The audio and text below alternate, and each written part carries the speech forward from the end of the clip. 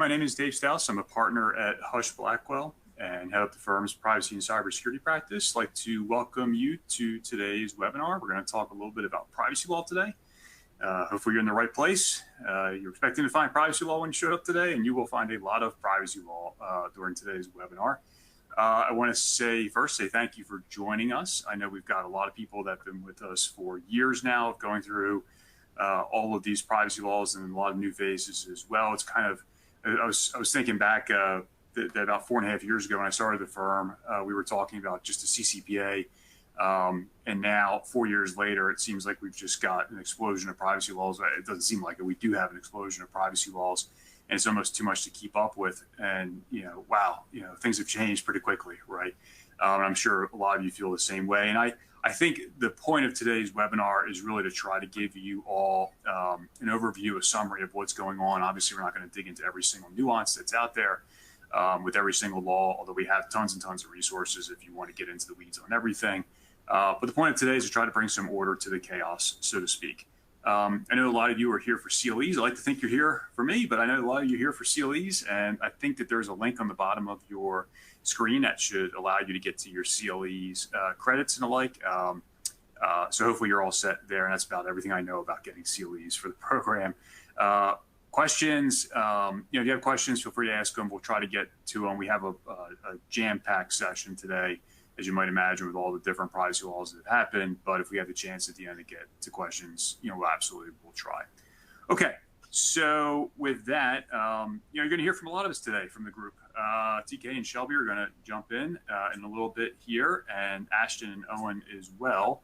I always just sort of encourage people at the beginning, if you're interested in this topic and you're not already following us on LinkedIn, I encourage you to friend or follow us. The QR codes there will take you to our LinkedIn profile. I'm always surprised to see my picture there. That's the pre-Dave COVID picture when I used to wear a shirt and ties. Shelby told me I wore a white shirt today, and I violated the webinar protocol by wearing a white shirt to a webinar. I used to wear shirts and ties all the time, but post-COVID, the world has changed, and I look a little bit older than I used to, I think, as well. And there's Owen and Ashton are the last two on the slide, but obviously not in any other fashion. So Owen's going to talk a little bit about data broker laws, and Ashton's going to talk about the consumer health and privacy laws. So if you've attended previous webinars with us, I like to start with a roadmap, right? And this helps avoid some questions about like, hey, when are you going to, or are you going to talk about X, Y, and Z? It maybe gives you some structure to understand how we're going to move through things. Again, we're going to move through things pretty quickly, given the sheer amount of information that we have to relay to you today. But we'll give you some takeaways at the beginning, and then we'll hit the consumer data privacy laws. Those are the big ones, right? The broad general ones, and TK and I will walk you through that. And Ashton's going to talk about the health data privacy laws, Shelby with the children's data privacy laws, and then Owen with data broker laws, and then you're stuck with me again with biometric privacy and effective dates if we have time for those topics, and we'll kind of see. So yeah, it's the run of show right now, and maybe I'll just kind of turn to the 5 takeaways where really we can kind of start digging into this. Number one, and you're going to see this when TK and I talk in a couple minutes, is the Washington Privacy Act variants, as I've come to call them over the past year.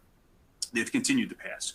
And what that means is we obviously have the CCPA, the California Consumer Privacy Act, and we've got this other model law that came out of Washington State called the Washington Privacy Act that never passed in Washington State, but it passed in states like Colorado and Virginia and Connecticut, and that really has become the model legislation. And then there's variants, right? So you could actually like take that, and you could map out, and we've done this in other sort of forums where you can actually take those state laws and say like, okay, here's most consumer friendly, here's the most business friendly, right? And get like a spectrum of where they kind of fall in, based upon various factors.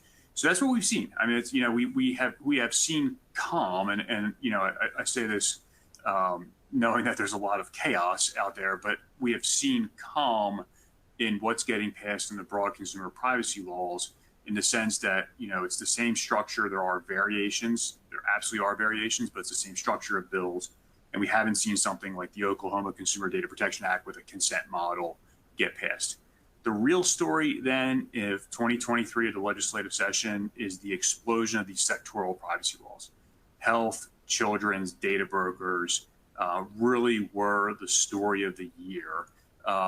And, apropos of that, when Ashton talks with you guys about Washington, My Health, My Data, that could be, I know a number of you heard it already, could be the most significant law to pass depending upon the ultimate scope of that law. And what I mean by ultimate scope is there's a lot of definitions in there that can be interpreted very broadly.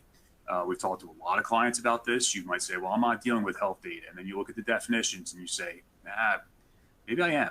Maybe I am dealing with health data here.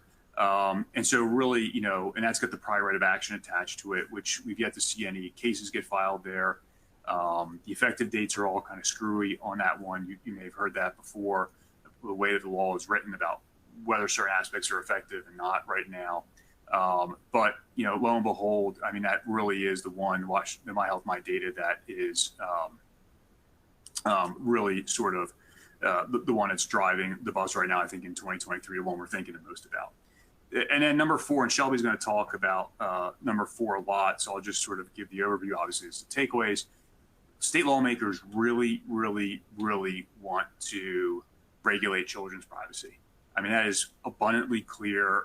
We saw a couple of states pass things this year with respect to the Connecticut, Florida aspect of it. We saw California do it last year. So a lot of social media bills. And that is one area where we just do see chaos. We just see it's across the board where there's no prevailing model right now.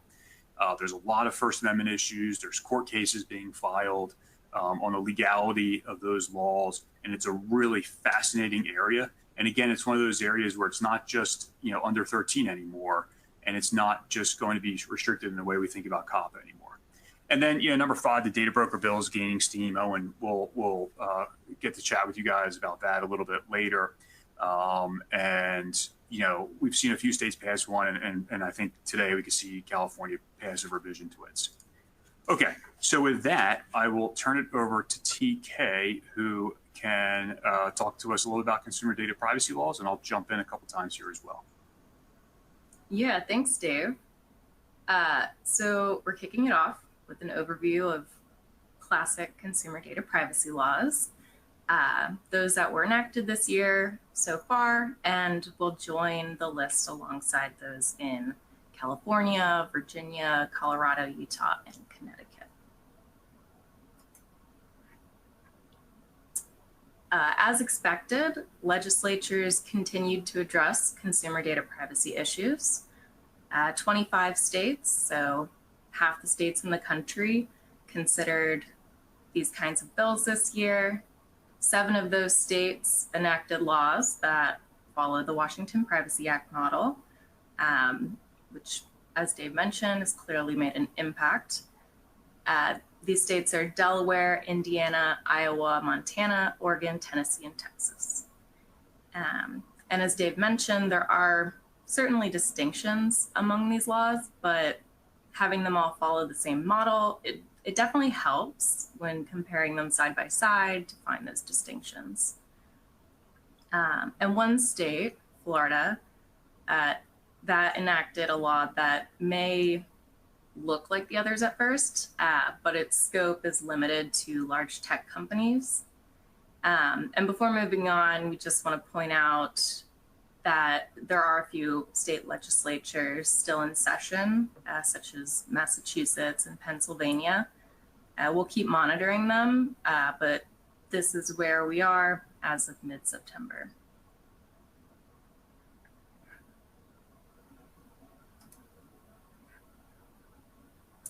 So there could be a version where we walk through the details of each law, but if you're on this webinar, chances are you probably know a lot about them already, and we'd hate to bore you with me droning on about every detail. So we've compiled some comparison charts with the details instead, which you can get to using the QR code here.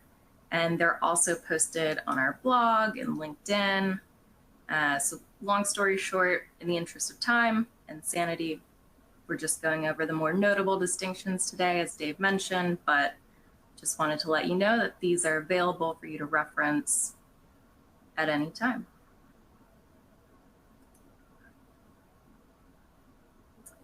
So starting off with applicability thresholds, we now have states departing from the typical 100,000 number of consumers threshold, which existing laws are using as one of the ways to determine whether the law applies to you.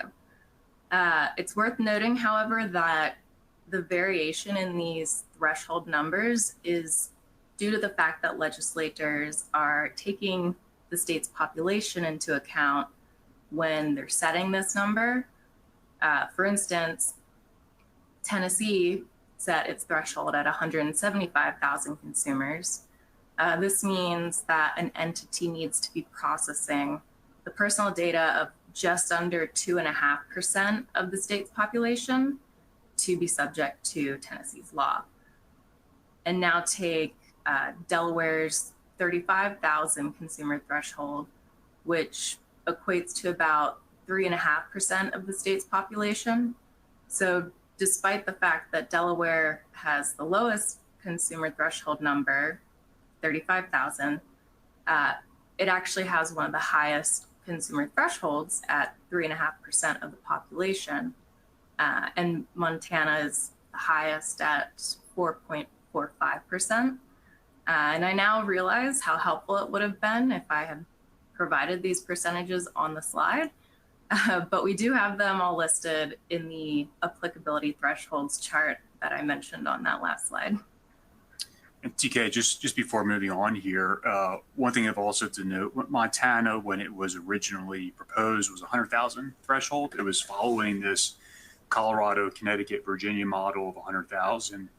And Senator Zolnikoff, the bill sponsor, moved that down to 50,000 in recognition that at the time that would have been, a 100,000 threshold in Montana would have been 9% of the state's population, which just would have been, it just would not have touched many companies at that point in time. And so even 50,000 is 4.5% of the state's population. But I think to the point of the slides and of what we're trying to tease out here is that these variations are important, and the applicability thresholds just don't always assume that every single law is going to apply to you and to your business model, because these numbers do change, and it may very well be that you are not subject to some state. Maybe you're like many of our large clients are subject to everything, but depending upon where you do business, you may or may not be subject to these laws. So yeah, pay attention to the applicability thresholds. Thank you. And as for some of the more unique applicability issues with these new laws, we have Texas, that instead of having a number of consumers threshold or monetary threshold, the law will apply if you process or engage in the sale of personal data, unless you're a small business, as that term is defined by the Small Business Administration. And we have some links to the SBA resources in our Texas blog post that will be helpful when determining whether you are a small business or not. And some people speculate that this applicability, this approach that Texas has with small businesses, some argue that it'll sweep in more businesses. Some argue it'll sweep in less. And then some of them argue and say it'll be probably around the same as what Virginia's law catches. So I guess we will see. However, go ahead, Dave. Sorry, so yeah, I was just going to add a little more to that, if that's okay with you. Is of course. I think this is one of those, Giovanni Caprione, who's the bill sponsor here, wanted to create a new structure because he felt like companies were using 100,000 and they could restructure the way that they were doing operations, so they wouldn't be subject to a law. So we thought that this gave, a real clear way of saying who is and who is not subject to the law was the idea behind the Small Business Administration threshold. For my part, this is really one of these areas that remains to be seen. Again, a lot of businesses are just going to say, yeah, we're not a small business, right? And life goes on. But for a number of businesses, I think this is going to be something that really gets looked at. And I think this is one, as the Texas law goes into effect, we're going to be talking with a lot of clients about this, about whether they are captured or not under this SBA definition. And it's just all to suggest that I am not a small business administration lawyer, and neither are the people on my team. And so we're all going to be learning a lot about how the SBA defines small business. We did talk with one of the legislative aides, as TK kind of referenced, and basically said, okay, what do you guys think? At the end of the day, what do you think? How do you think this is going to play out? And there, the position was, when we looked at the numbers, we kind of felt like this is going to be similar to Virginia. We're going to have a similar applicability to Virginia, and TK mentioned that before as well. But it is to say Texas stands alone on this issue with its approach to it. Wait and see if anybody else jumps in. But the logic behind Gio going this way with the bill was he just thought it'd be a cleaner approach, and time will tell whether that's the case. Thanks, Dave. And before moving on from Texas, I also want to point out, if you satisfy the other requirements, but you are a small business, you will still need to get consent if you're selling sensitive data. And so now on to Oregon. Under Oregon's new law, instead of providing the typical federal GLBA entity level exemption, legislators actually wanted to curtail the scope of that exemption. They said it was a little too broad for their liking. So they grounded it in the state's version of the GLBA. So in Oregon, there's a data level exemption for GLBA data, and then at the entity level, they follow the more narrow state version. And Delaware and Oregon, they also apply to nonprofits. So with Colorado, that brings us up to 3 states now that have nonprofits in their scope, in addition to for-profit entities. Yeah, and TK, I see a couple questions on the Oregon issue. So a couple things on that one. One, we've got a blog on that when the Oregon bill passed that we dug into and got into the bill sponsors' explanation for their approach there. There is data level exemption. There's data level exemptions in all the state privacy laws for GLBA data. The question is the entity level exemption, right? So all the states other than California have entity level exemptions for GLBA. Oregon, though, the thought process was by grounding it in GLBA's definition of financial institution, it was too broad. It would sweep in companies like automobile lenders and the like that they felt like should not be swept in. And that was their explanation in the way that they approached it by grounding it in state law. So again, it's one of those things where if you think, it may or may not be relevant to your business operations, it's definitely worth digging in and spending a little bit of time on whether you'll have the entity level exemption or not. But it was intended to be more narrow, so FYI. Thank you. And for states providing new rights, Oregon and Delaware, they've branched out with some rights that they'll be providing consumers, like a little different than what we're used to, but not really. So in Oregon, consumers will be able to obtain a list of the third parties to which their personal data was disclosed, not categories, the actual third parties, which is a fairly tall order, and taken at face value will end up becoming, an operational issue for most when it comes time to comply and respond to these requests. Delaware gives consumers the right to obtain a list of categories of third parties to which their personal data was disclosed. And this shouldn't be too hard to comply with, especially if the entity is already complying with CCPA. You already have that disclosure in your privacy policy. Just got to tailor it to the individual. Um, and now, by contrast, some states are providing fewer or narrower rights for their residents. Indiana is interesting. For access requests, the controller has the discretion to send either a copy of or a representative summary of the consumer's personal data that the consumer previously provided. Not sure what a representative summary really does or what that means, but we'll see. And the right to correct is also limited to what the consumer previously provided to the controller.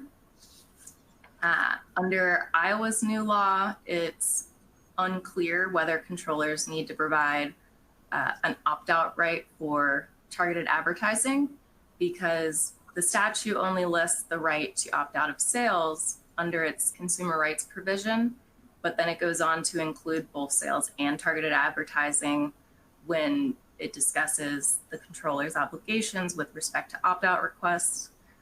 Perhaps the discrepancy is due to a drafting error, but either way, we still aren't sure which way the error goes. So this is something we'll have to figure out at a later date, or hopefully the state will clarify. And while other states have a carve out for pseudonymous data, they also exclude opt-out rights from that carve out.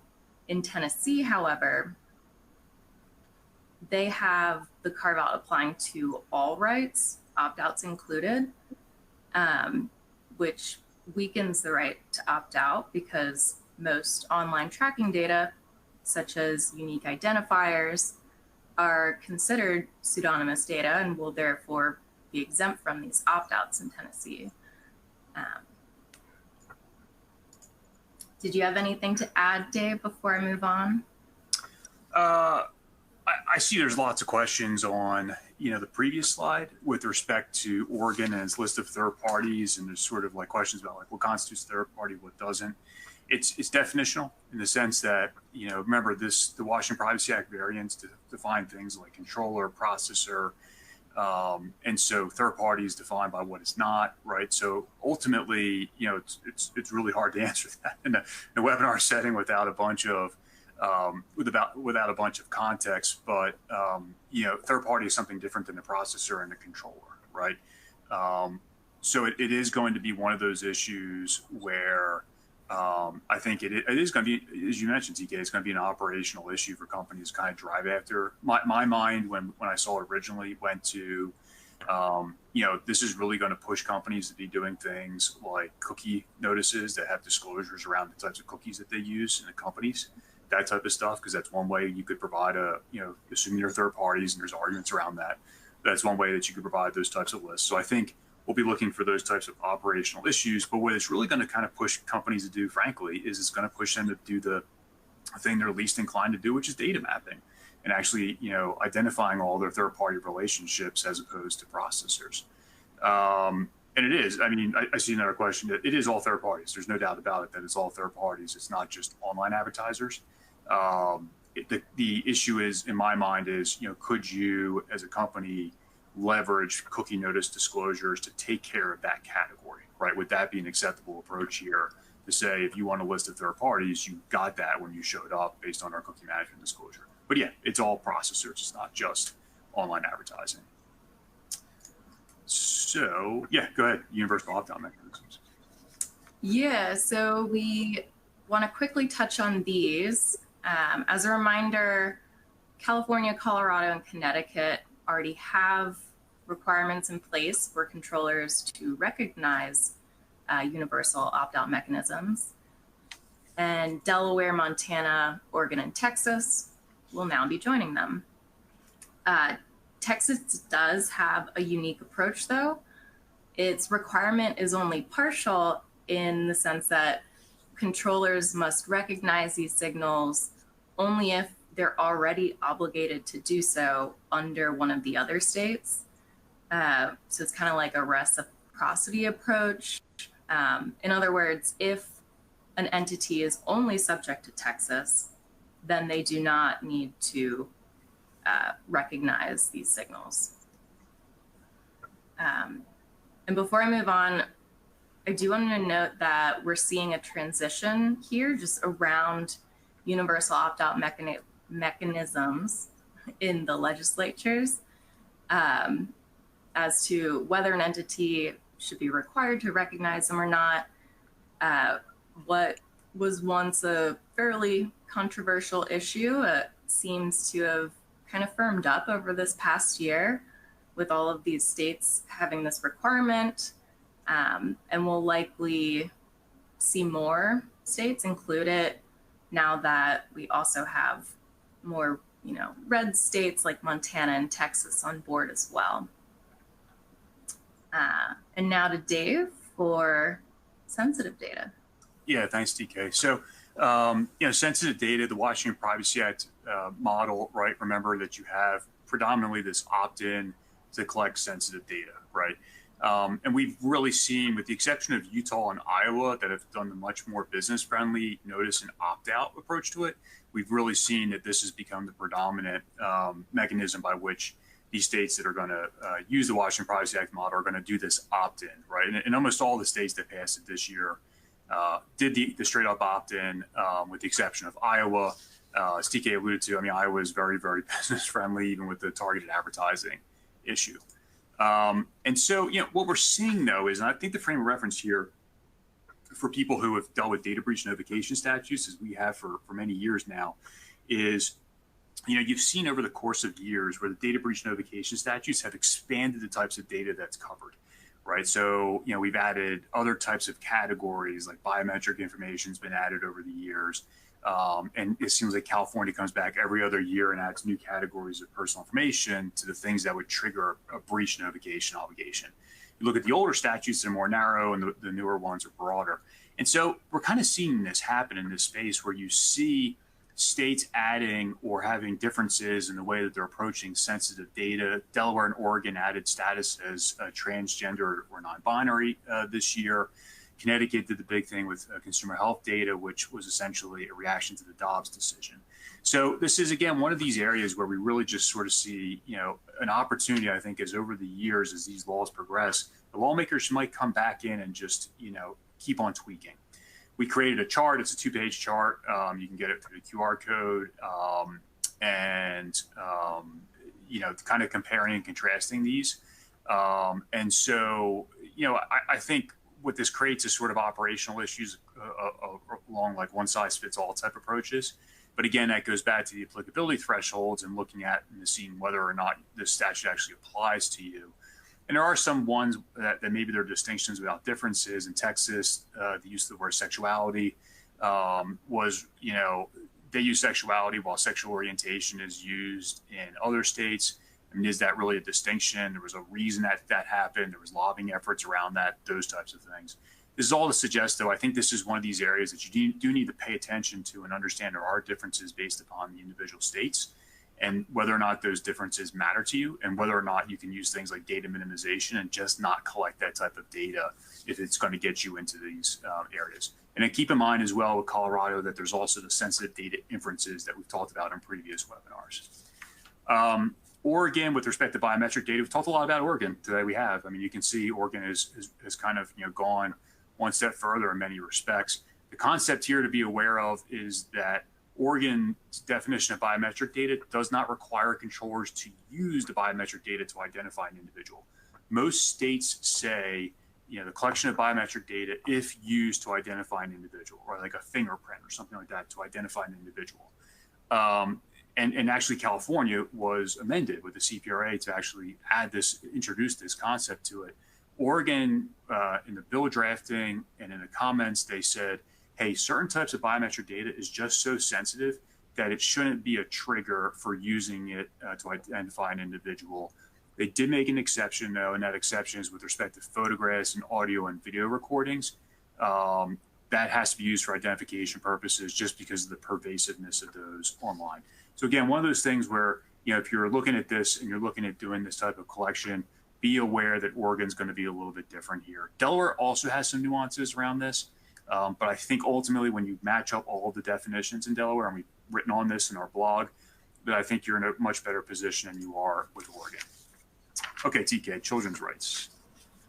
Yeah, so within the realm of consumer data privacy laws, we've seen 3 states do more around children this year, Montana, Delaware, and Oregon. As you can see on the slide, these states are starting to follow suit and build on what Connecticut did last year by raising the opt-in age to 15. Delaware goes a bit further, raising it to 17. And Oregon also extends the opt-in to profiling. And again, this slide is just with respect to the consumer data privacy laws that were enacted so far this year. Shelby will talk more a little bit later about movement specifically in the children's privacy space.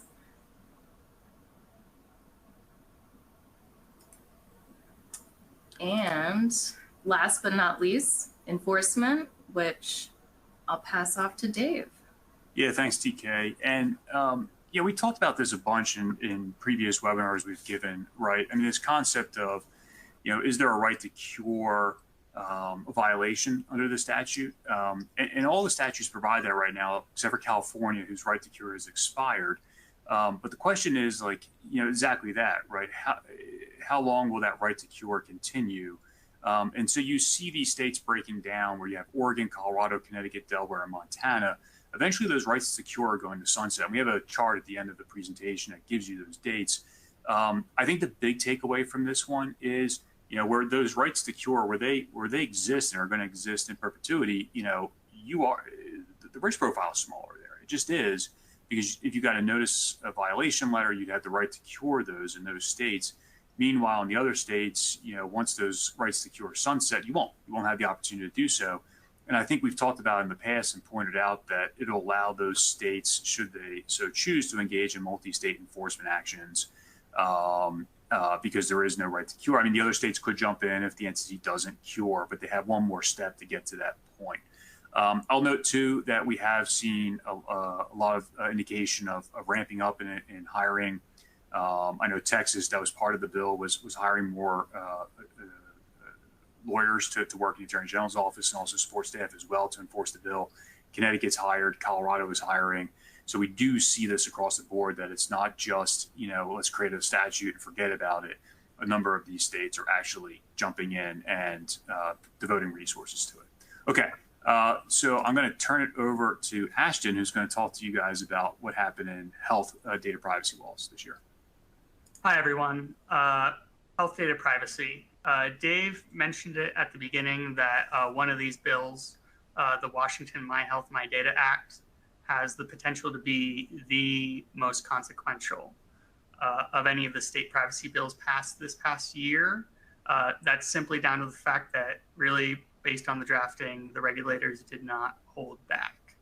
A couple of honorable mentions of other bills that have gotten into regulating health data privacy.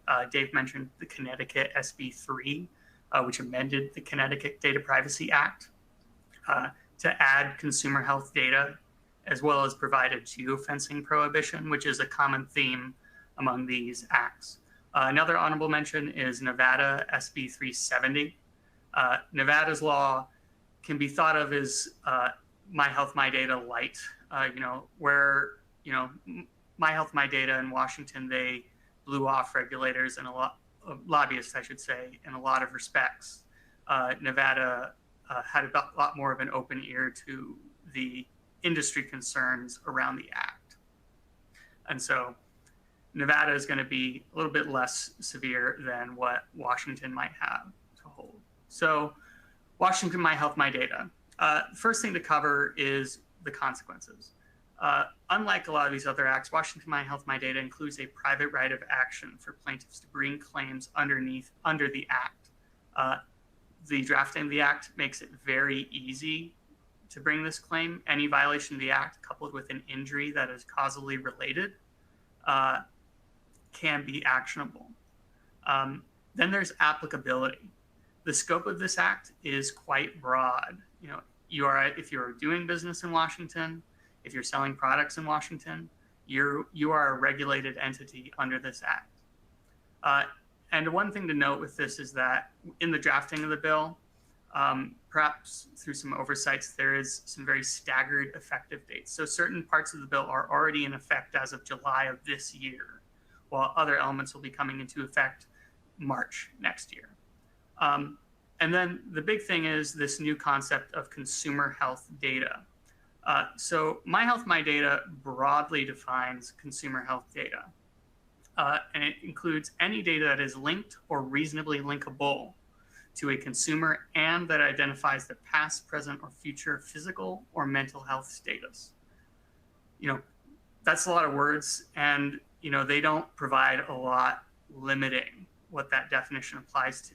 And the result is that this definition could go and apply to a lot of things that we don't think is health data, or you wouldn't think is health data off the top of your head. For instance, if you're a food provider or a restaurant chain that provides healthy foods or health-related foods, or if you collect some people's nutritional preferences through either a mobile app or your website, that can be health data. Other things, such as if you collect ergonomic data or physical data on someone for, say, an orthotic or office furniture, again, health data. We don't know the limitations yet of what this is going to be because we haven't had, effectively any cases to develop this yet, or necessarily much clarification from the Washington Attorney General on the scope here. Some specific provisions of the Act include a requirement for consent on the part of the consumer for the collection and sharing of data. Now, currently, the only applicable requirement is the sharing of health data consent. That is in application today. And so you're going to need to have a consent that meets certain requirements under the Act. And this requirements can include disclosing the reasons you're collecting the data, disclosing the categories of persons you're sharing it with, and other requirements. And then there's selling consumer health data. Now, there's a lot of debate over what the definition of sale in certain states. This can include just cookies and targeted advertising. A sale under My Health, My Data requires an authorization that is signed and dated by the consumer, and this authorization only lasts for 1 year. There's also a lot of requirements on what this authorization has to contain and inform the consumer of. This is the potential to really put a kink in how a lot of people operate in providing targeted advertising, because you're going to need an authorization from every consumer that you collect data from that you're going to sell. And then there's the rights. There's a privacy policy as well, I should say. So the Act requires a separate privacy policy, though it's debatable whether it could be included in a general privacy policy addressing health data issues. And then there's the rights that consumers have under this Act. And those include the right to confirm whether you're processing their data, a right to obtain a list of third parties and affiliates you're sharing that data with. Note that links in with your requirements in the selling and collecting and sharing of data consents. And the right to revoke that consent or authorization, and a right to request deletion of that consent or authorization. Some additional points to mention is geofencing. Geofencing under My Health, My Data has the potential to restrict geofencing in a lot of contexts. For instance, it prohibits geofencing of any in-person healthcare facility. Now, clearly this came out of the Dobbs decision and wanting to prevent geofencing of mother care clinics. However, it can apply to anyone who's providing an in-person healthcare service, which the Act defines equally broadly as consumer health data. Data processing agreements, for those of you familiar with HIPAA, this is very similar to a business associate agreement. It just is applying to entities that aren't HIPAA covered entities. And you need them with anyone processing your data. Access restrictions, again, similar to HIPAA, and technical organizational measures similar to HIPAA, requiring you to have procedural, technical, and physical safeguards of consumers' data. And then the My Health, My Data relationship with HIPAA, unlike other acts like the Colorado Privacy Act, which excludes any data subject to HIPAA from being subject to the Colorado Privacy Act, data subject to HIPAA is exempt from Washington's My Health, My Data Act, but only to the extent that it is not commingled with non-PHI. So we have a few more resources that we put out on this. I encourage you to check them out here. And I will pass it off to Children's Data Privacy Laws. Hi, everyone. I am Shelby Dolan, and I'm going to dive right into an update on children's data privacy laws. Like Dave mentioned in his takeaways, it's clear that lawmakers are focused on this specific area of privacy law. We have had the Children's Online Privacy Protection Act, or COPPA, since the late 90s, before the age of the internet. So lawmakers are really focused on catching up here. We've been seeing different models introduced each year, both at the federal level and the state level. However, regulating this specific area of law has its own set of challenges that I am going to touch on a little later on. Okay, so I'm going to break these laws down into different categories. And the first category is age-appropriate design code laws. So in 2022, California passed the first Age-Appropriate Design Code Act, which is modeled off of the United Kingdom's AADC. California's AADC Act applies to businesses that provide online services, products, or features likely to be accessed by children. Under this law, a child is any individual under 18. So we are seeing these laws expand beyond the reach of COPPA, which only applies to children under 13. This act also diverges from COPPA because it doesn't use a knowledge-based standard, but instead looks to whether an online service or product is likely to be accessed by a child. This act is set to go into effect July 1st, 2024, but I am going to touch on a court case that is involving this law a little later on, which could impact whether it goes into effect. Okay, so outside of California, in 2023, we had Florida, Minnesota, New Mexico, New Jersey, New York, Nevada, and Oregon all introduced legislation with the same age-appropriate design code model. However, Florida was the only one that passed, and it is significantly different from California's AADC.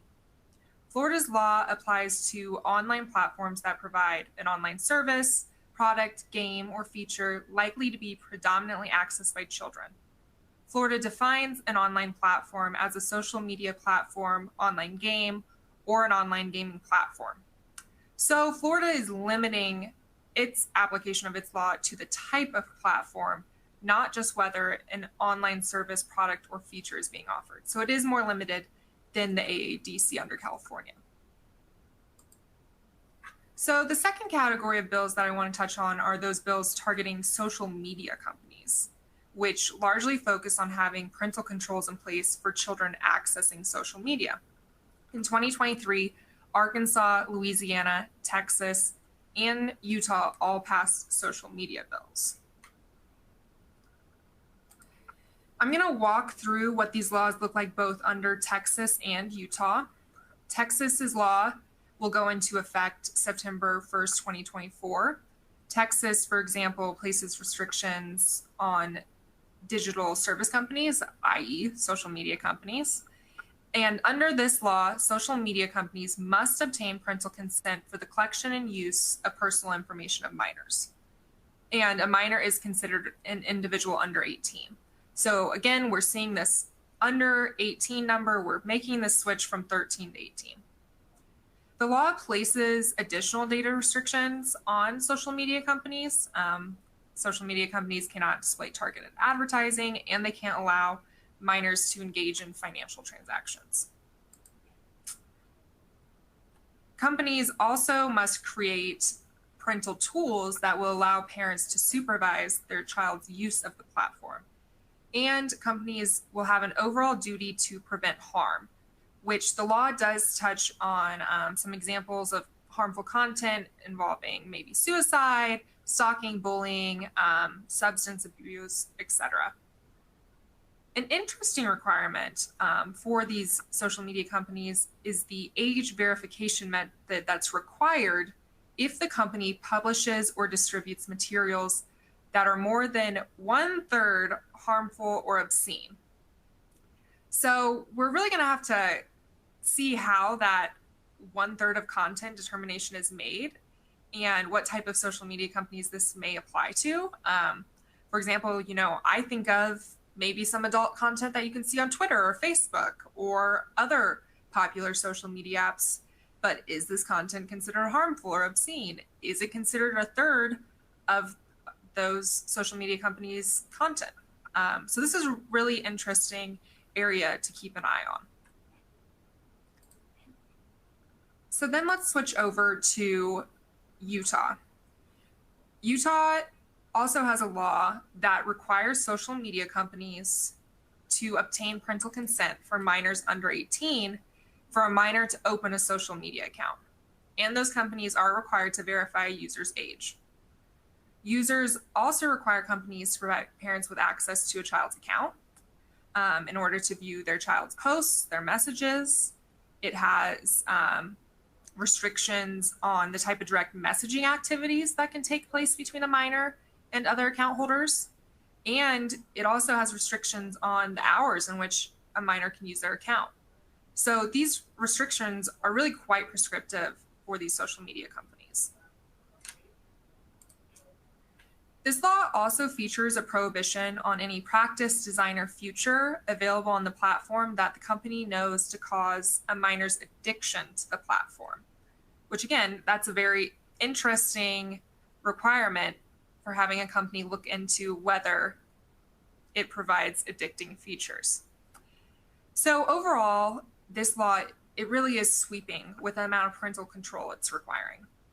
It also provides a private right of action for any minor that suffers from, again, any addiction, financial, physical, emotional harm that is caused by that social media account. And if the account holder is under 16, there's a rebuttable presumption that the harm did actually occur and was caused as a consequence of using or having an account with the platform. So Utah really is taking this to the next level. It's cracking down on social media companies, which seems to be a direct result of social impact, social concerns, and with the private right of action makes this really notable. Utah's law did go into effect May 3rd, 2023, but many of the provisions won't be enforceable until March 1st, 2024. Okay, so switching lanes here, I wanted to quickly touch on Connecticut, which I don't view as falling into the first two categories. Connecticut's law will go into effect October 1st, and it borrows certain concepts from the AADC model, but largely focuses on personal data. It has requirements that we have seen under California, Colorado, and Virginia's consumer data protection laws, and some of those requirements that TK touched on with Montana, Delaware, and Oregon. Overall, controllers that offer an online service, product, or feature who the controller has actual knowledge or willfully disregards are minors have a duty of care to avoid any heightened risk of harm. Controllers must obtain parental consent to sell personal information to minors, engage in targeted advertising or profiling. Lastly, we are seeing data protection impact assessments become a critical part of a company's privacy compliance. And again, a DPIA is going to be required for companies dealing with a minor's personal data, where a company has to identify whether there is a heightened risk of harm for how they're interacting with minors. So this is one more instance where a company will need to complete a DPIA. Okay, so lastly, we have bills that focus on harmful content and age verification. And I kind of think of these as the pornography laws. In 2023, we had 7 states, Arkansas, Louisiana, Montana, Mississippi, Texas, Utah, and Virginia, pass laws that require commercial entities whose websites contain a substantial portion of adult content to use age gating systems for minors under 18. So these laws require companies to take into consideration both community standards when determining what is harmful content, and they also prescribe a full list of what content is automatically considered harmful. We are seeing more clients have to consider age verification and assurance methods, but with companies that provide adult content, they have to take this a step further and provide an age gating method. We have seen age gating methods used before, like if you try to purchase liquor online, or if you visit a brewery's website, you may be asked to enter your birth date, and then you are in if that date makes you over 21. However, under these laws, that isn't going to cut it. Many of the methods prescribed under these laws involve providing an actual identification card or requiring companies to verify an individual's identity against public records. So this places a burden both on the company and the user to provide that information to confirm that the user is not under 18. These are really interesting laws that are clearly focused on adult content industries, and I definitely recommend reading through them because they're quite interesting. Okay, so again, we've got resources. That's it in terms of the laws that we saw this past legislative season. For more information, feel free to scan this QR code for our comparison charts. We also put together a children's privacy map each legislative season, and we keep this updated with where the laws are at. So please, again, feel free to scan that QR code. And so lastly, like I mentioned in the beginning, regulating this area of privacy is proving to be challenging. We are seeing court cases targeting these laws primarily for First Amendment violations. So in December 2022, NetChoice filed a lawsuit seeking to enjoin and invalidate the California Age-Appropriate Design Code Act. So back to that first category. The lawsuit claims that California's act is violating the First Amendment because it's telling websites how to manage constitutionally protected speech or content. So we haven't had a ruling yet. We are expected to see one in the coming months. So keep an eye out on that because, like I said in the beginning, this could impact that 2024 effective date. NetChoice also filed a lawsuit in Arkansas in June seeking a preliminary injunction over Arkansas's social media law. So now we're back in that second category. Just a few weeks ago, the court did grant a preliminary injunction, finding that the Arkansas Act is unconstitutionally vague and violates the First Amendment. So these social media bills also are going to be targeted.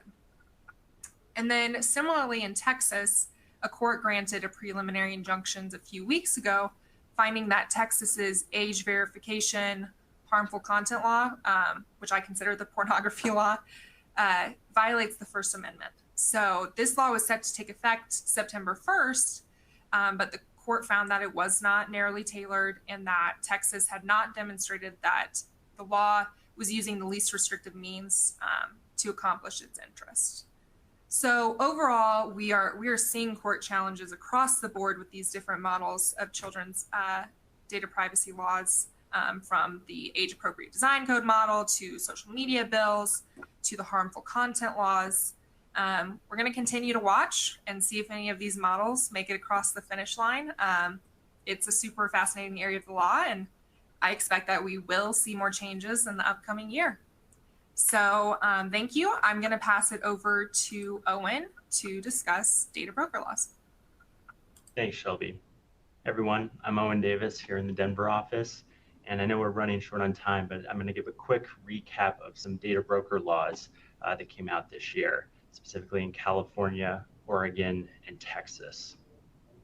So starting with California, we have the California Deletion Act. Now this one has actually not yet fully passed, but yesterday it passed the Assembly in California, and the legislative session ends today. So we expect it to be passed by the Senate by the end of today.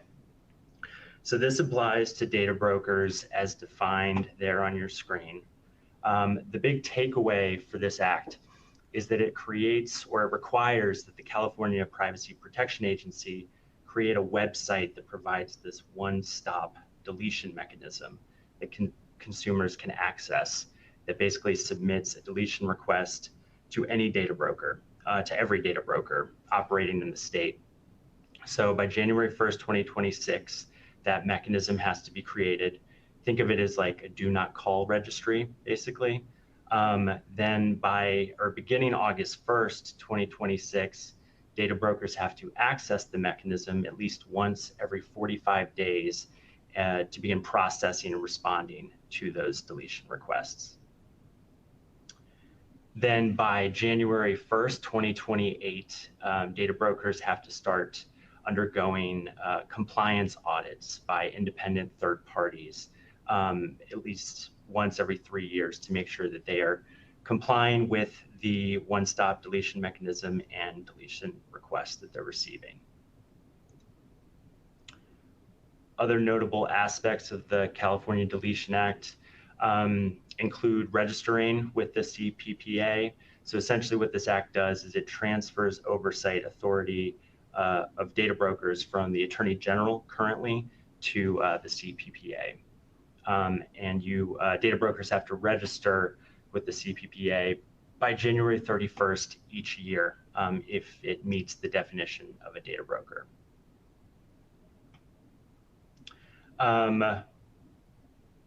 So violations of the statute can result in administrative fines of $200 per day a data broker is not registered if they're supposed to be, and also $200 per deletion request that the data broker doesn't comply with.